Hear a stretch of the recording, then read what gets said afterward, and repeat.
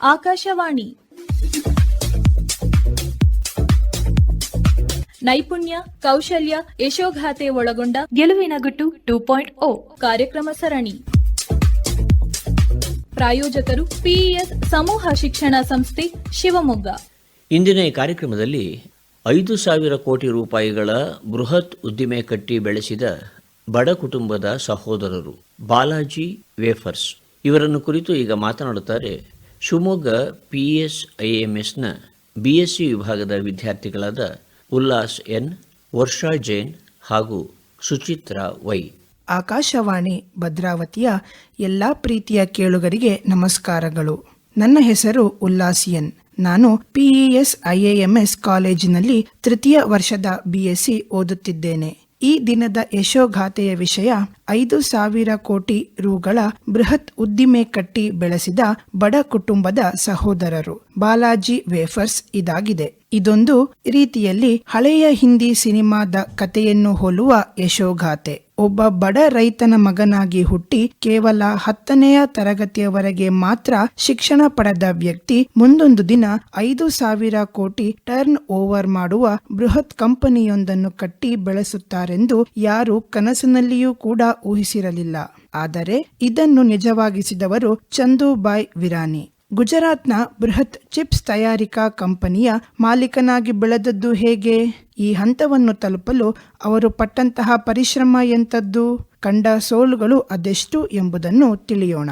1972ರಲ್ಲಿ ಗುಜರಾತ್ನ ಜಾಮ್ನಗರ್ ಜಿಲ್ಲೆಯ ಸಣ್ಣ ಹಳ್ಳಿಯೊಂದರಲ್ಲಿ ಪೋಪಟ್ ಬಾಯ್ ವಿರಾನಿ ಎಂಬ ಬಡ ರೈತ ಕುಟುಂಬವು ವಾಸಿಸುತ್ತಿತ್ತು. ಇದ್ದಂತಹ ಪುಟ್ಟ ಜಮೀನಿನಲ್ಲಿ ಕೃಷಿಯನ್ನು ಮಾಡಿ ಜೀವನವನ್ನು ಸಾಗಿಸುತ್ತಿರಬೇಕಾದರೆ ಭೀಕರವಾದ ಬರಗಾಲವೂ ಬಂದಿತ್ತು. ಇದಾದ ಮೇಲೆ ಅತಿವೃಷ್ಟಿಯೂ ಬಂದಿತ್ತು. ಹೀಗಾಗಿ ಕಡು ಬಡತನದಲ್ಲಿ ಜೀವನವನ್ನು ಸಾಗಿಸುತ್ತಿದ್ದ ಕುಟುಂಬವು ಮುಂದೆ ದಿಕ್ಕೇ ತೋಚದೆ 20,000 ರೂಗಳಿಗೆ ತಮ್ಮ ಹಿರಿಯರಿಂದ ಬಂದಂತಹ ಜಮೀನನ್ನು ಮಾರುತ್ತಾರೆ. ಅಲ್ಲದೆ ತಮ್ಮ ಮಕ್ಕಳಾದ ಚಂದೂಬಾಯ್ ವಿರಾನಿ, ಮೇಘ್ಜಿಬಾಯ್ ವಿರಾನಿ, ಬೀಕುಬಾಯ್ ವಿರಾನಿಯವರಿಗೆ ಕೊಟ್ಟು ಯಾವುದಾದರೂ ವ್ಯಾಪಾರವನ್ನು ಮಾಡಿ ಜೀವನವನ್ನು ಸಾಗಿಸಲು ತಂದೆ ಪೋಪಟ್ ಬಾಯ್ ಹೇಳುತ್ತಾರೆ. ತಂದೆಯಿಂದ ಹಣವನ್ನು ಪಡೆದ 15 ವರ್ಷ ವಯಸ್ಸಿನ ಚಂದೂಬಾಯ್ ತಮ್ಮ ತಮ್ಮಂದಿರ ಜೊತೆಗೆ ರಾಜ್ಕೋಟ್ಗೆ ಹೋಗಿ ಅಲ್ಲಿ ಒಂದು ಕೃಷಿ ಉತ್ಪನ್ನಗಳು ಹಾಗೂ ರಸಗೊಬ್ಬರಗಳನ್ನು ಮಾರಾಟ ಮಾಡುವ ವ್ಯಾಪಾರವನ್ನು ಆರಂಭಿಸುತ್ತಾರೆ. ಆದರೆ ಡೀಲರ್ ಈ ಬಾಲಕರಿಗೆ ಕೃಷಿ ಉತ್ಪನ್ನಗಳ ಬಗ್ಗೆ ಮಾಹಿತಿ ಇಲ್ಲದೆ ಇರುವುದನ್ನು ಗಮನಿಸಿ ಅತಿ ಹೆಚ್ಚು ಬೆಲೆಗೆ ನಕಲಿ ರಸಗೊಬ್ಬರಗಳನ್ನು ನೀಡುತ್ತಾರೆ. ಇದರಿಂದಾಗಿ ಕೇವಲ 2 ವರ್ಷಗಳಲ್ಲಿ ಈ ಅಂಗಡಿಯು ನಷ್ಟದಿಂದಾಗಿ ಮುಚ್ಚಿ ಹೋಗಿ 3 ಅಣ್ಣ ತಮ್ಮಂದಿರು ಬೀದಿಗೆ ಬೀಳುವಂತಾಗುತ್ತದೆ. ಮರಳಿ ತಮ್ಮ ಊರಿಗೆ ಹೋಗಲು ಅಲ್ಲಿ ಏನೂ ಉಳಿದಿರಲಿಲ್ಲ. ಏನಾದರೂ ಒಳ್ಳೆಯ ಕೆಲಸವನ್ನು ಮಾಡೋಣವೆಂದರೆ 3 ಹೆಚ್ಚು ವಿದ್ಯಾಭ್ಯಾಸವನ್ನು ಪಡೆದಿರಲಿಲ್ಲ. ಅಲ್ಲದೆ ಬಾಡಿಗೆ ಮನೆಗೆ ತಿಂಗಳಿಗೆ 50 ರೂಪಾಯಿಯನ್ನು ಕೂಡ ಕೊಡಲು ಅಸಾಧ್ಯವಾದ ದುಸ್ಥಿತಿ ಒದಗಿ ಬಂದಿತ್ತು. ಹೀಗಾಗಿ ಬಾಡಿಗೆ ಮನೆಯಿಂದ ಕೂಡ ಅವರನ್ನು ಹೊರಹಾಕಲಾಗುತ್ತದೆ. ಆ ವೇಳೆಗೆ ಚಂದೂಬಾಯ್ಗೆ ಆಸ್ಟ್ರಾನ್ ಎಂಬ ಸಿನಿಮಾ ಮಂದಿರದಲ್ಲಿ ಸೆಕ್ಯೂರಿಟಿ ಕೆಲಸವೂ ದೊರೆತು ತಿಂಗಳಿಗೆ 90 ರೂಪಾಯಿ ಸಂಬಳವೂ ಸಿಗಲು ಪ್ರಾರಂಭವಾಗುತ್ತದೆ. ಅಲ್ಲದೆ ಕೆಲವೊಮ್ಮೆ ಸಿನಿಮಾ ಪೋಸ್ಟರ್ಗಳನ್ನು ಅಂಟಿಸುವುದು, ಕ್ಯಾಂಟೀನ್ನಲ್ಲಿ ಕೆಲಸ ಮಾಡುವುದು ಇತ್ಯಾದಿಗಳಿಂದ ಅವರ ಜೀವನವು ಸಾಗುತ್ತದೆ. ಅವರ ಪ್ರಾಮಾಣಿಕತೆಯಿಂದಾಗಿ ಸಿನಿಮಾ ಹಾಲ್ನ ಕ್ಯಾಂಟೀನ್ ನಡೆಸುವ ಅವಕಾಶವೂ ಸಿಗುತ್ತದೆ. ಅಲ್ಲಿ ಮಸಾಲಾ ಸ್ಯಾಂಡ್ವಿಚ್ ಮಾಡಿ ಮಾರಾಟ ಮಾಡಲು ಆರಂಭಿಸುತ್ತಾರೆ. ಈ ಮುಂದುವರೆದ ಭಾಗವನ್ನು ನನ್ನ ಸಹಪಾಠಿಯಾದ ಸುಚಿತಾ ವೈ ಅವರು ನಡೆಸಿಕೊಡುತ್ತಾರೆ. ಚಂದೂಬಾಯಿ ವಿರಾನಿಯವರ ಸಾಧನೆಯ ಮುಂದಿನ ಹಂತವನ್ನು ನೋಡುವುದಾದರೆ ಅಲ್ಲಿ ಮಸಾಲಾ ಸ್ಯಾಂಡ್ವಿಚ್ ಮಾರಾಟ ಮಾಡಿ ಆರಂಭಿಸುತ್ತಾರೆ. ಇದರಿಂದ ಹೆಸರು ಹಾಗೂ ಸ್ವಲ್ಪ ಹಣವೂ ಕೂಡ ಸಂಗ್ರಹವಾಗಿ 1982ರಲ್ಲಿ ತಮ್ಮ ಕುಟುಂಬದ ಸದಸ್ಯರನ್ನು ರಾಜ್ಕೋಟ್ಗೆ ಕರೆಸಿಕೊಂಡು ವ್ಯಾಪಾರವನ್ನು ಇನ್ನಷ್ಟು ಬೆಳೆಸುತ್ತಾರೆ. ಸ್ಯಾಂಡ್ವಿಚ್ ಪ್ರಸಿದ್ಧವೇನೋ ಆಯಿತು, ಆದರೆ ಪ್ರತಿದಿನ ಸಾಕಷ್ಟು ಉಳಿದು ನಷ್ಟವೂ ಆಗುತ್ತಿತ್ತು. ಇದನ್ನು ಮನಗಂಡು ಬಹಳ ದಿನಗಳವರೆಗೆ ಹಾಳಾಗದೆ ಉಳಿಯುವ ಯಾವ ಪದಾರ್ಥವನ್ನು ಮಾರಬಹುದು ಎಂದು ಯೋಚಿಸುತ್ತಿರುವಾಗಲೇ ಆಲೂಗಡ್ಡೆ ಚಿಪ್ಸ್ಗಳನ್ನು ಮಾರಾಟ ಮಾಡಿದರೆ ಈ ಸಮಸ್ಯೆಯಿಂದ ಪಾರಾಗಬಹುದೆಂಬ ಉತ್ತರ ಹೊಳೆಯುತ್ತದೆ. ಬೇರೆಯವರು ತಯಾರಿಸಿದ ಆಲೂಗಡ್ಡೆ ಚಿಪ್ಸ್ಗಳನ್ನು ಆರಂಭದಲ್ಲಿ ತಂದು ಮಾರಾಟ ಮಾಡಲು ಆರಂಭಿಸಿದರು. ಇವರ ಅಗತ್ಯಕ್ಕೆ ತಕ್ಕಂತೆ ಉತ್ತಮ ಗುಣಮಟ್ಟ ಹಾಗೂ ಸಕಾಲದಲ್ಲಿ ಡೀಲರ್ಗಳು ಅವರಿಗೆ ಚಿಪ್ಸ್ಗಳನ್ನು ಸರಬರಾಜು ಮಾಡುವುದಿಲ್ಲ. ಇದರಿಂದಾಗಿ ಬೇಸತ್ತು ತಾವೇ ಚಿಪ್ಸ್ ತಯಾರಿಕೆಯನ್ನು ಆರಂಭಿಸಿದರು. ತಮ್ಮ ಉಳಿತಾಯದಲ್ಲಿದ್ದ 10,000 ರೂಪಾಯಿಗಳನ್ನು ಬಳಸಿಕೊಂಡು ಸಣ್ಣ ಪ್ರಮಾಣದಲ್ಲಿ ಚಿಪ್ಸ್ ತಯಾರಿಕೆಯನ್ನು ಮಾಡಲು ಪ್ರಾರಂಭಿಸಿದಾಗ ಮೊದಲಿಗೆ ಸಾಕಷ್ಟು ಸಂಕಷ್ಟಗಳು ಎದುರಾದವು. ನಂತರ ನಿಧಾನವಾಗಿ ಅತ್ಯುತ್ತಮ ಗುಣಮಟ್ಟ ಹಾಗೂ ರುಚಿಕಟ್ಟಾದ ಚಿಪ್ಸ್ ಗಳಿಗೆ ಬಹು ಬೇಡಿಕೆ ಬಂದಿತು. ಅಲ್ಲದೆ ಸಿನಿಮಾ ಥಿಯೇಟರ್ ಮಾಲೀಕರು ಕೂಡ ಇವರ ಜೊತೆಗೆ ಪಾಲುದಾರರಾದರು. ಬೇರೆ ಬೇರೆ ಥಿಯೇಟರ್ಗಳಲ್ಲಿಯೂ ಚಿಪ್ಸ್ಗಳಿಗೆ ಬೇಡಿಕೆ ಹುಟ್ಟಿಕೊಂಡಿತು. ನಿಧಾನವಾಗಿ ಇಡೀ ರಾಜ್ಕೋಟ್ ತುಂಬೆಲ್ಲ ಪ್ರಸಿದ್ಧವಾದ ಈ ಚಿಪ್ಸ್ಗೆ ಒಂದು ಹೆಸರು ನೀಡಲು ನಿಶ್ಚಯಿಸಿ ಬಾಲಾಜಿ ವೇಫರ್ಸ್ ಅಂಡ್ ನಮ್ಕಿನ್ಸ್ ಎಂದು ನಾಮಕರಣ ಮಾಡುತ್ತಾರೆ. ಮನೆಯ ಸದಸ್ಯರಿಂದ ನಿರ್ಮಾಣವಾಗುತ್ತಿದ್ದ ಚಿಪ್ಸ್ಗೆ ಭಾರಿ ಬೇಡಿಕೆ ಬಂದು ಅದನ್ನು ಪೂರೈಸುವುದೇ ಕಷ್ಟವಾಗಿ ಅನಿವಾರ್ಯವಾಗಿ ಮಿಷಿನ್ ಖರೀದಿಸಲು ಮುಂದಾಗುತ್ತಾರೆ. ಆದರೆ ಅದರ ಬೆಲೆಯು ಭಾರಿ ಮೊತ್ತವಾದುದರಿಂದ ಮಾರುಕಟ್ಟೆಯಿಂದ ಬಿಡಿ ಭಾಗಗಳನ್ನು ತಂದು ತಾವೇ ಒಂದು ಮಿಷನ್ ಸಿದ್ಧಗೊಳಿಸಿ ಅದರಲ್ಲಿ ಚಿಪ್ಸ್ ತಯಾರಿಕೆಯಲ್ಲಿ ತೊಡಗಿಕೊಳ್ಳುತ್ತಾರೆ. ರಾಜ್ಕೋಟ್ನಲ್ಲಿ ಸಾಕಷ್ಟು ಬೇಡಿಕೆಯನ್ನು ಗಳಿಸಿದ್ದ ಕಂಪನಿಯು ಇಡೀ ದೇಶಾದ್ಯಂತ ತನ್ನ ಮಾರುಕಟ್ಟೆಯ ಜಾಲವನ್ನು ವಿಸ್ತರಿಸಲು ನಿರ್ಧರಿಸುತ್ತದೆ. ಇದಕ್ಕಾಗಿ ಬೃಹತ್ ಪ್ರಮಾಣದ ಮಿಷಿನ್ಗಳನ್ನು ಖರೀದಿಸಲು ಲಕ್ಷಾಂತರ ಸಾಲವನ್ನು ಮಾಡಿ ಉದ್ಯಮವನ್ನು ವಿಸ್ತರಿಸುತ್ತಾರೆ. 1992ರಲ್ಲಿ ಬಾಲಾಜಿ ವೇಫರ್ಸ್ ಪ್ರೈಮ್ ಲಿಮಿಟೆಡ್ ಎಂದು ಒಂದು ಕಂಪನಿಯ ರೂಪದಲ್ಲಿ ರಿಜಿಸ್ಟರ್ ಮಾಡಿಸಿ ಅತ್ಯಂತ ಅಡ್ವಾನ್ಸ್ ಮಾದರಿಯ ಮಿಷಿನ್ಗಳನ್ನು ಬಳಸಿ ಚಿಪ್ಸ್ ತಯಾರಿಕೆಯನ್ನು ಮಾಡಲು ಆರಂಭಿಸುತ್ತಾರೆ. ಅಲ್ಲದೆ ವಿವಿಧ ಜವಾಬ್ದಾರಿಗಳನ್ನು ಸಹ ಹಂಚುವುದರೊಂದಿಗೆ ಕಂಪನಿಯನ್ನು ಯಶಸ್ವಿಯಾಗಿ ಕಟ್ಟುವುದರ ಕಡೆಗೆ ಗಮನ ಹರಿಸುತ್ತಾರೆ. ಅಲ್ಲದೆ ಮಾರ್ಕೆಟಿಂಗ್ ನೆಟ್ವರ್ಕ್ಗಳನ್ನು ಸಹ ವಿಸ್ತರಿಸುವುದರೊಂದಿಗೆ ರಾಷ್ಟ್ರಮಟ್ಟದಲ್ಲಿ ಅತ್ಯುತ್ತಮ ಬ್ರ್ಯಾಂಡ್ ಆಗಿ ಗುರುತಿಸಿಕೊಂಡಿತು. ಆ ಸಂದರ್ಭದಲ್ಲಿ ಮಾರುಕಟ್ಟೆಯಲ್ಲಿ ಅಂಕಲ್ ಚಿಪ್ಸ್, ಸಿಂಬಾ, ಬಿನ್ನೀಸ್ ಮುಂತಾದ ಬ್ರ್ಯಾಂಡ್ಗಳ ಚಿಪ್ಸ್ಗಳ ಭರಾಟೆ ಚಾಲ್ತಿಯಲ್ಲಿತ್ತು. ಆದರೆ ಬಾಲಾಜಿ ಚಿಪ್ಸ್ ತನ್ನ ಪರಿಶ್ರಮ, ಶ್ರದ್ಧೆ ಹಾಗೂ ಗುಣಮಟ್ಟದಿಂದಾಗಿ ಮಾರುಕಟ್ಟೆಯಲ್ಲಿ ಅಸ್ತಿತ್ವವನ್ನು ಕಂಡುಕೊಂಡಿತು.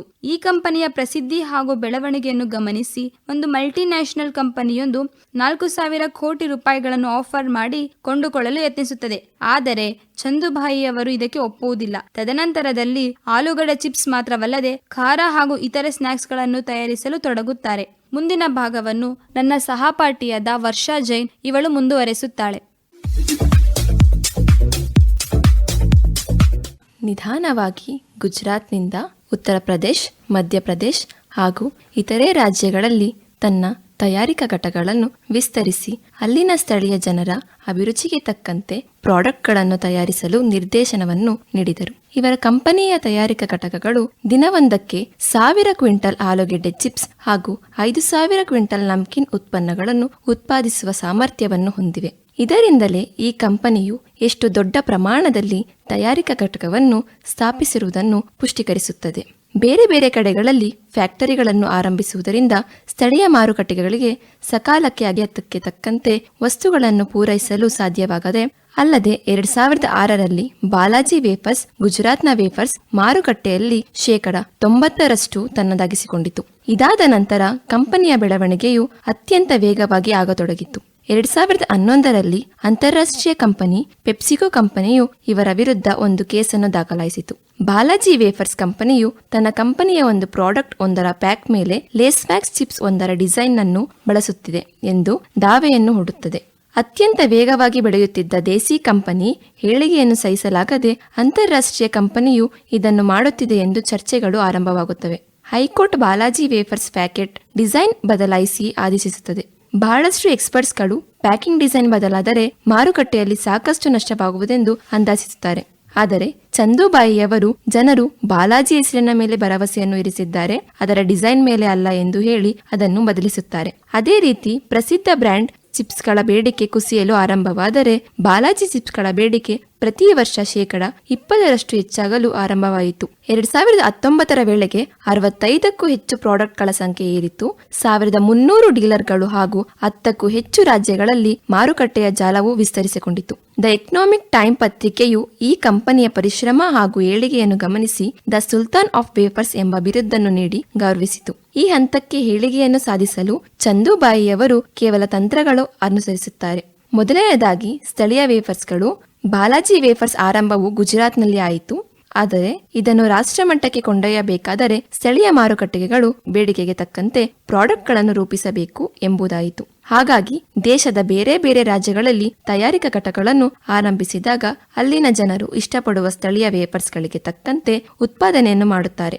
ಅಲ್ಲದೆ ಉತ್ಕೃಷ್ಟ ಗುಣಮಟ್ಟಕ್ಕೆ ಅಗತ್ಯವನ್ನು ನೀಡುತ್ತಾರೆ. ಅಲ್ಲದೆ ಪಿ ಎಂಬ ನ್ಯೂಡಲ್ ಪ್ರಾಡಕ್ಟ್ ಅನ್ನು ಸಹ ತಯಾರಿಸಲು ಆರಂಭಿಸುತ್ತಾರೆ. ಕ್ರಮೇಣ ಅಂತಾರಾಷ್ಟ್ರೀಯ ಮಾರುಕಟ್ಟೆಯನ್ನು ಸಹ ಪ್ರವೇಶಿಸಿ ಅಮೆರಿಕ, ಯುಕೆ, ಯುಎ ಹಾಗೂ ಆಸ್ಟ್ರೇಲಿಯಾದಂತಹ ದೇಶಗಳಿಗೆ ರಫ್ತು ಮಾಡುತ್ತಿದೆ. ಎರಡನೆಯದಾಗಿ ಪ್ರಾಡಕ್ಟ್ಗಳಲ್ಲಿ ವಿವಿಧ ಹಾಗೂ ನಾವೀನ್ಯತೆಯನ್ನು ತರುವುದು. ಪ್ರತಿ ವರ್ಷ ಆವಿಷ್ಕಾರಗಳ ಮೂಲಕ ಹೊಸ ಹೊಸ ಪ್ರಾಡಕ್ಟ್ಗಳನ್ನು ಬಿಡುಗಡೆ ಮಾಡುವುದು ತಾವು ಇತರರಿಗಿಂತ ಭಿನ್ನ ಹಾಗೂ ಮಾರುಕಟ್ಟೆಯಲ್ಲಿ ನಂಬರ್ 1 ಸ್ಥಾನದಲ್ಲಿ ಇರಲು ಅಗತ್ಯವೆಂದು ಮನಗೊಂಡಿದ್ದಾರೆ. ಮೂರನೆಯದಾಗಿ ತಂತ್ರಜ್ಞಾನದ ಸಾಮರ್ಥ್ಯ ಬಳಕೆ. ಆರಂಭದಲ್ಲಿ ಚಿಪ್ಸ್ ತಯಾರಿಕೆಯನ್ನು ಮಾಡುವಲ್ಲಿ ಯಾವುದೇ ಯಂತ್ರಗಳನ್ನು ಬಳಸದೆ ತಮ್ಮ ಕುಟುಂಬದ ಸದಸ್ಯರಿಂದಲೇ ಮಾಡಿಸುತ್ತಿದ್ದರು. ಕ್ರಮೇಣ ತಂತ್ರಜ್ಞಾನದ ಅಗತ್ಯವನ್ನು ಮನಗೊಂಡು ಹಂತವಾಗಿ ಅತ್ಯಾಧುನಿಕ ಮಿಷನ್ಗಳನ್ನು ಅಳವಡಿಸಿಕೊಂಡಿರುವುದು ಕಂಪನಿಯ ಏಳಿಗೆಗೆ ಬಹುಮುಖ್ಯ ಕಾರಣಗಳಲ್ಲಿ ಒಂದಾಗಿದೆ. ನಾಲ್ಕನೆಯದಾಗಿ ಗ್ರಾಹಕರ ಸಂತೃಪ್ತಿ. ಬಾಲಾಜಿ ಕಂಪನಿಯು ಮೊದಲಿನಿಂದಲೂ ತನ್ನ ಗ್ರಾಹಕರ ಸಂತೃಪ್ತಿಯ ಬಗ್ಗೆ ವಿಶೇಷ ಕಾಳಜಿಯನ್ನು ಇರಿಸಿಕೊಂಡಿದೆ. ಕಡಿಮೆ ಬೆಲೆಯಲ್ಲಿ ಉತ್ತಮ ಗುಣಮಟ್ಟದ ಉತ್ಪನ್ನಗಳನ್ನು ಗ್ರಾಹಕನಿಗೆ ತಲುಪಿಸುವುದು ಇವರ ಧ್ಯೇಯವಾಗಿದೆ. ಈ ಎಲ್ಲಾ ಕಾರಣಗಳಿಂದಾಗಿ ಕಂಪನಿಯು ಸುಮಾರು 5,000 ಕೋಟಿ ರೂಪಾಯಿಗಳ ಬೃಹತ್ ಉದ್ಯಮವಾಗಿ ಬೆಳೆದು ಸಾವಿರಾರು ಜನರಿಗೆ ಉದ್ಯೋಗವನ್ನು ನೀಡಿದೆ. ಈ ಮೂಲಕ ಬಡ ಕುಟುಂಬದ 3 ಸಹೋದರರ ಪರಿಶ್ರಮ ಬೃಹತ್ ಉದ್ಯಮವಾಗಿ ಬೆಳೆದು ಅದ್ಭುತಪೂರ್ವವಾಗಿ ಯಶಸ್ಸನ್ನು ಕಂಡಿದೆ. ಈ ಯಶೋಗಾಥೆಯನ್ನು ಪ್ರಸ್ತುತಪಡಿಸಲು ಅವಕಾಶ ಕಲ್ಪಿಸಿದ ನಮ್ಮ ಪಿಇಎಸ್ ಸಂಸ್ಥೆಗೂ ಭದ್ರಾವತಿ ಆಕಾಶವಾಣಿ ಕೇಂದ್ರಕ್ಕೂ ಎಲ್ಲ ಸಿಬ್ಬಂದಿ ವರ್ಗದವರಿಗೂ ಹಾಗೂ ಇದುವರೆಗೂ ಆಲಿಸಿದ ಎಲ್ಲಾ ಪ್ರೀತಿಯ ಕೇಳಿಗರಿಗೂ ನಮ್ಮ ವಂದನೆಗಳನ್ನು ಸಲ್ಲಿಸುತ್ತಾ ನನ್ನ ಮಾತಿಗೆ ವಿರಾಮವನ್ನು ನೀಡುತ್ತಿದ್ದೇನೆ. ಧನ್ಯವಾದಗಳು. 5,000 ಕೋಟಿ ರೂಪಾಯಿಗಳ ಬೃಹತ್ ಉದ್ದಿಮೆ ಕಟ್ಟಿ ಬೆಳೆಸಿದ ಬಡ ಕುಟುಂಬದ ಸಹೋದರರು ಬಾಲಾಜಿ ವೇಫರ್ಸ್. ಈ ಕುರಿತು ಇದುವರೆಗೂ ಮಾತನಾಡಿದವರು ಶಿವಮೊಗ್ಗ PSIMSನ BSc ವಿಭಾಗದ ವಿದ್ಯಾರ್ಥಿಗಳಾದ ಉಲ್ಲಾಸ್ ಎನ್, ವರ್ಷಾ ಜೈನ್ ಹಾಗೂ ಸುಚಿತ್ರಾ ವೈ. ಶಿವಮೊಗ್ಗದ ಪಿಎಸ್ ಕಾಲೇಜಿನಲ್ಲಿ ಕಾಲೇಜು ದಾಖಲಾತಿಗಳು ನಡೆಯುತ್ತಿವೆ. ಪಿಎಸ್ ಕಾಲೇಜಿನಲ್ಲಿ BBA, BCom, BSc, BCA, BBA tourism and travels, BBA hospitality and event management ಹಾಗೂ MCom ಕೋರ್ಸ್ಗಳ ದಾಖಲಾತಿಗಾಗಿ ಸಂಪರ್ಕಿಸಿ 8147053084 ಅಥವಾ ಸಾಗರ ರಸ್ತೆಯಲ್ಲಿರುವ ಪಿಎಸ್ನ ಆಹ್ಲಾದಕರ ಕ್ಯಾಂಪಸ್ಗೆ ಖುದ್ದಾಗಿ ಭೇಟಿ ನೀಡಬಹುದು. ಇದುವರೆಗೆ ನೈಪುಣ್ಯ, ಕೌಶಲ್ಯ, ಯಶೋಗಾಥೆ ಒಳಗೊಂಡ ಗೆಲುವಿನ ಗುಟ್ಟು 2.0 ಕಾರ್ಯಕ್ರಮ ಸರಣಿ ಪ್ರಸಾರವಾಯಿತು. ನಿರ್ವಹಣೆ SR ಭಟ್, ಸಹಕಾರ ಸವಿತಾ. ಪ್ರಾಯೋಜಕರು PES ಸಮೂಹ ಶಿಕ್ಷಣ ಸಂಸ್ಥೆ ಶಿವಮೊಗ್ಗ. ಕಾರ್ಯಕ್ರಮ ಆಕಾಶವಾಣಿ ಭದ್ರಾವತಿ ಕೇಂದ್ರದಿಂದ ಮೂಡಿಬಂತು.